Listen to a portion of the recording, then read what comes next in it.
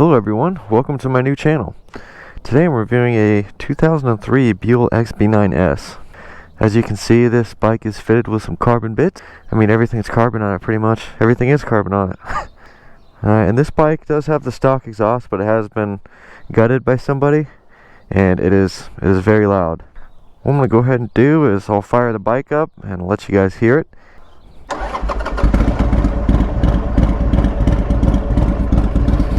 Classic Harley Davidson sound.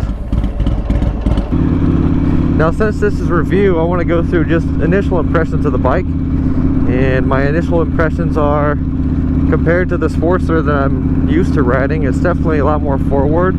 And the cockpit seems a little cramped, if I'm being honest. I'm a little over 6 feet tall, so most bikes are going to feel a touch on the cramped side from the factory. And one thing I will say, guys, is even though I'm over 6 feet tall, my legs are actually decently stretched out when I'm standing on this bike. So if you're any shorter than 5'10", 5'9", you're probably not going to be able to flat foot it, I don't think. Definitely a very characterful bike, man.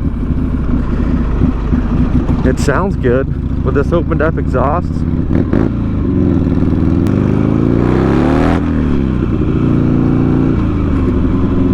The second impression I wanted to say is this bike it reminds me of a playful puppy. Just wants to play. As far as power goes, power delivery, there's not too much below 4,000 RPM. On these engines with the bigger cams that Buell ran in, there's kind of and having the 2-to-1 pipe, there's kind of a flat spot between, I would say, 2,500 and about 4,000 RPM, where torque is higher and then it dips off a bit. I would just put it in third right now and kind of roll into it. It's kind of, it definitely doesn't have the same seat of the pants torque that a 1200 Sportster has. Now when it hits about 41, 4200 is when it really starts to move.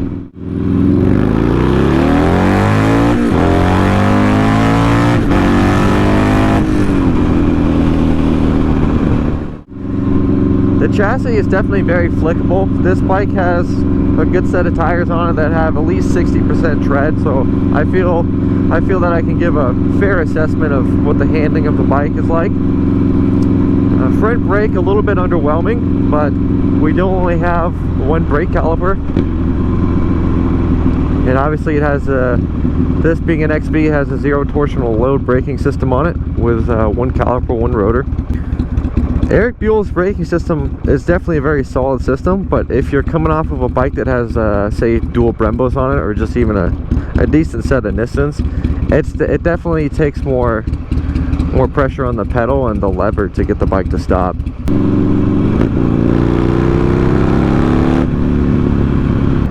But this is a fun little bike. Buells are definitely very unique, and you don't see them very much.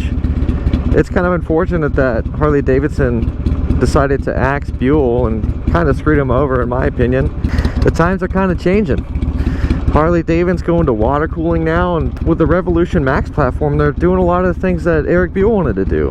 Let's design our own engines. Let's make them liquid cooled. Let's make them overhead cam design. Make them higher revving. Oh.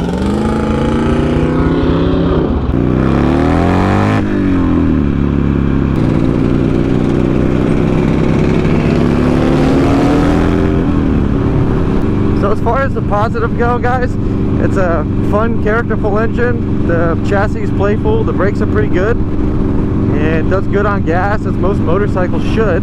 The sitting position is, I would say, moderately comfortable. It just seems like you're really locked into one spot. But I guess that's the case with a lot of the Street Fighter style bikes. You're just gonna do a run up to the speed limit.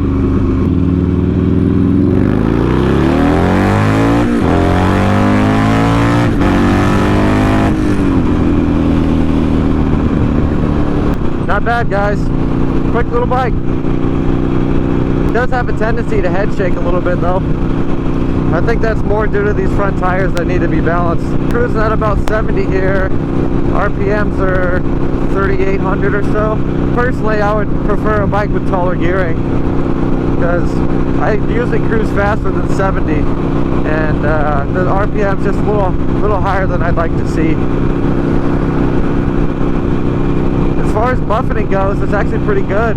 Compared to my Sportster, there's a lot less buffeting at freeway speeds.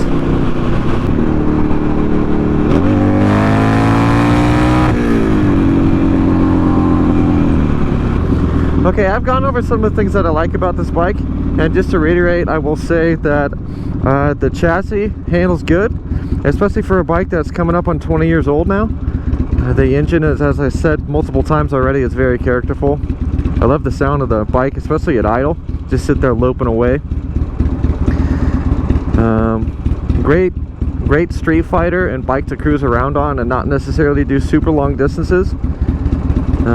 Actually pretty comfortable on the freeway, I would like to say, if I could compliment this bike. One of the things that I think are drawbacks on this specific bike is the way the seat is designed.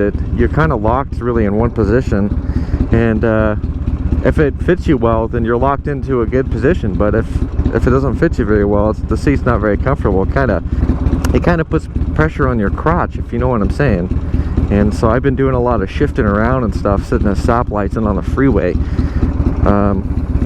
Another thing too is the transmission, the shifting, and even though my uncle said the fluids in this bike are fresh, the shifting is just really bad, and it's just super notchy.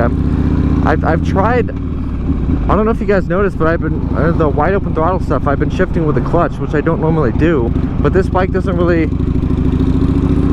it's too notchy to try and do a clutchless shift, which is normally how I shift a bike when I'm going wide open. But I'm having trouble. I keep missing the gear when I try to do that, so the shifting's notchy, and it's hard to find neutral. And I actually own an XB9, guys, and I can say that it's not specific to this bike. They're difficult to find neutral with, and the clutch is adjusted correctly. I adjusted it correctly to the manual spec. It's just, I noticed it on these Buells, it's easier to find neutral when you're going down from second into neutral than it is trying to go up from first. Another thing too that I think is kind of a low point on this bike, once you get used to a bike that has low torque down low, you don't really want to move away from that anymore. And when you get a bike, you ride a bike that doesn't have the really low down torque, it's immediately apparent. It's the first thing you notice. And when a light turns from green to yellow, I want to just be able to roll into it, and the bike's got that snap, and this bike just doesn't really have that. I mean, that was wide open, so it's like, yeah, I know it's only 3,000 RPM, but it's a Harley based pushrod engine with, you know, 2 valves per cylinder. You would expect it to have a little bit more torque, but you know, I guess that's the trade-off when you have a smaller displacement, guys. I don't know, you know, smaller and funny, or smaller for a Harley based engine, because that's kind of the trade-off when you go to, you know, when you have a high revving and you have the, you know, these cams that are in these Buells are essentially the SE 551 cams, which have about 550 lift, and I don't remember the duration numbers offhand, but I think it's 249 intake and exhaust duration, which for a Harley based engine platform, that's actually pretty aggressive on a motor that's less than 1,000 cc's. Most Harley engine builders for an engine of this displacement would consider that a race cam. I would consider the lack of lower torque compared to an XB12 a drawback.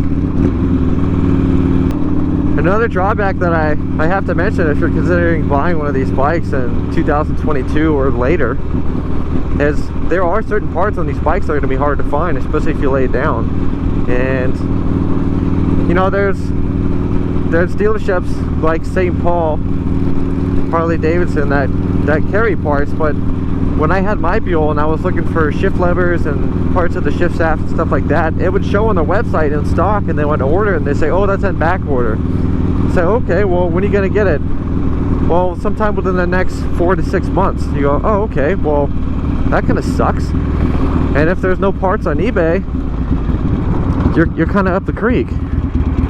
Now, the reason I have this bike in my possession in the first place is this is actually my uncle's bike, and he was having issues with it where you'd start it up and it would just die. And he said you would have to let it sit for a few hours before you could start it up again. And initially the first thing I thought is probably fuel pressure regulator or fuel pump related. And sure enough, I did a fuel pump test, and the fuel pump did this weird oscillation and it didn't sound right. So I thought, well, I guess we'll pull out the fuel pump.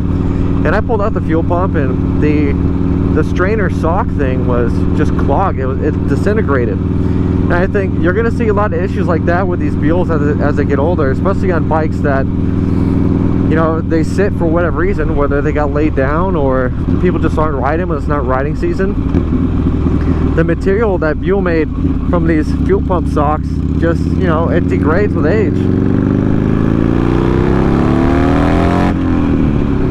If you buy a Buell and the fuel pump and the fuel strainer and the fuel lines inside the pump assembly haven't been replaced, I think you should do that, because that'll leave you stranded. Another drawback, guys, for the Buells, and I don't really notice this all that much on my Harley, but I do have to say that the seat gets hot, man. You feel the heat under your butt, and it's not a big deal when it's 75 out like it is today. But when I was riding that Buell when it was hot out, man, this seat legit gets hot enough to like make your butt warm, and I don't like that. I think the heat, it's definitely excessive, man. And if you live a hot environment, I think that's just another thing that's kind of a drawback. Don't mind me trying to find neutral. But those are some of the main drawbacks that I found with this bike, and I found that the pros and the cons are kind of equal on this bike. And I would say if you've never experienced owning a Buell before and you think you might like it, you will like it. And I think because the pros and cons are kind of neutral on this bike, that's kind of how I feel about the Buell XB9 specifically. Is I'm a little on the neutral side. I don't love it and I don't hate it. I'm in the middle on it. I think the thing that would keep me from ever owning another XB9 is the shorter gearing. And I think the revs on the freeway are just not relaxed enough. Now, could you put taller gearing on it? Yes, but you put taller gearing on it, it's going to amplify the negative characteristics of the engine lacking torque. So it's just going to feel even less. It's just going to feel even more gutless below 4,000. My recommendation, guys, is if you're going to get into a Buell, just get the 1200cc version. Get an XB12 or get a Firebolt XB12R. So if you're going to have a low revving engine, I mean, you might as well have the torque that goes with it. And it's the main reason that people love Harleys and the air-cooled tube valves in the first place, is you might as well have the displacement and the torque. This reminds me, if any of you guys have ever ridden a Ducati, it reminds me of the smaller 800 and 900 versions of the air-cooled Monster versus like a Monster 1100 Evo. The Monsters, the 1100 based tube valves, they just have that punch in the butt kind of torque feel to them, which makes them really giddy and fun to ride around town. And the smaller Ducatis and the smaller Buells, they just don't really have that feel to them. And I think that kind of takes away from their character a little bit.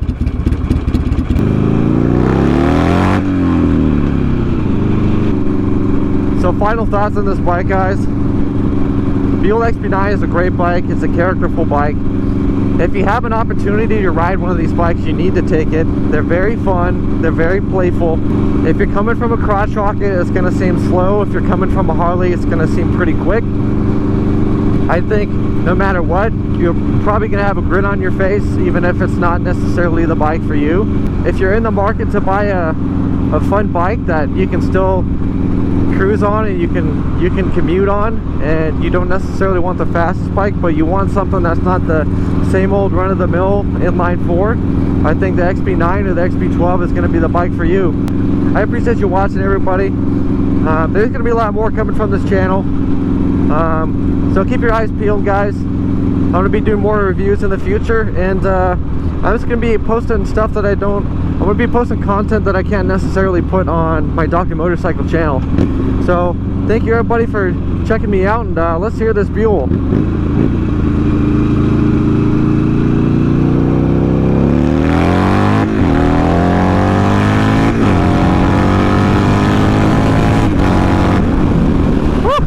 She's head shaking, man.